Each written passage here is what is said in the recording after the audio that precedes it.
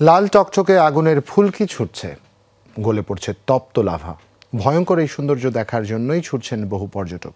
আইসল্যান্ডের রিক হেনেস আগ্নেয়গিরি এলাকায় দেখা মিলছে এই দৃশ্যের। একাধিকবার ভূকম্পনের কারণে বৃহস্পতিবার স্থানীয় সময় রাত থেকে শুরু হয় লাভার উদগীরণ। সিলন ফ্যামিলি ব্লেন্ডের কড়ালিকার আর সতেজ স্বাদের পারফেক্ট ব্লেন্ডে স্বপ্নেরা মিলুক টানা। টকবগিয়ে ফুটছে আগুনের ফুলকি, উত্তপ্ত সে লাভার লাল রঙে রঙিন হয়েছে আকাশ। তৈরি হয়েছে ঐশ্বরিক এক সৌন্দর্য।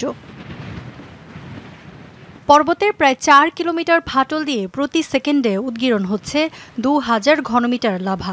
ভয়ঙ্কর এই দৃশ্য মুগ্ধ করছে পর্যটকদের, যা দেখতে তারা ভিড় করছেন দলে দলে। ভেবেছিলাম এটা বোধহয় নর্দার্ন লাইট।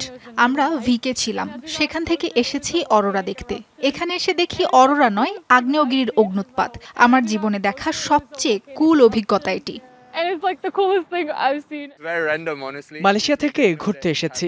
হঠাৎ এখানকার স্থানীয় এক বন্ধু জানালো লাভা উদগীরণ শুরু হয়েছে আগ্নেয়গিরিতে। তাৎক্ষণিক চলে আসি, এমন সুযোগ জীবনে খুব বেশি আসে না। অসাধারণ অনুভূতি। গেল ডিসেম্বরে আগ্নেয়গিরির নিকটবর্তী শহর গ্রিন্দাভিক থেকে সরিয়ে নেওয়া হয়েছে বাসিন্দাদের। তবে এবারের উদগীরণ জনবসতিতে ছড়িয়ে পড়ার শঙ্কা নেই বলছেন বিশ্লেষকরা। বিমান চলাচলেও কোনো ধরনের সমস্যা হবে না।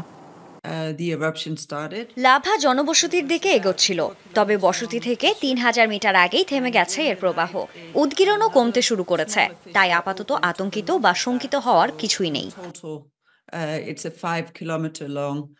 ডিসেম্বর থেকে আগস্ট পর্যন্ত এ নিয়ে ৬ বার লাভার উদগীরণ করল রিক হেনেস দ্বীপের আগ্নেয়গিরিগুলো। দুটি টেকটনিক প্লেটের বিপরীতমুখী অবস্থানের কারণে মাঝে মধ্যেই ভূমিকম্প হয় আইসল্যান্ডে। আর এসব কম্পনের ফলেই এই অঞ্চলে নিয়মিতই ঘটছে আগ্নেয়গিরির অগ্নুৎপাত।